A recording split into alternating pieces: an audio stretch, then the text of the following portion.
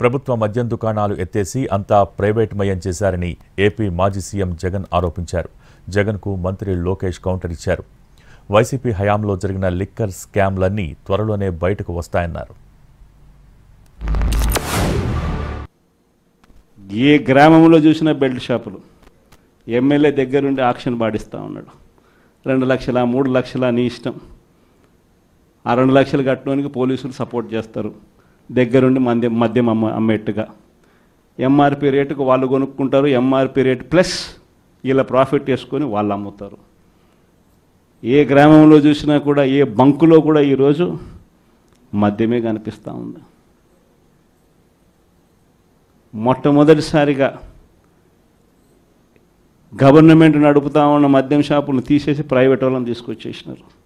సంపూర్ణ మద్యపాన నిషేధం చేస్తున్నారు. చేశారా? సంపూర్ణ మద్యపాన నిషేధం అంటే ఏంటండి? ప్రభుత్వ షాపులు ఉండవు, ప్రభుత్వ డిపోలు ఉండవు, వైకాపా నాయకులు మ్యానుఫ్యాక్చరింగ్ ఉండదు.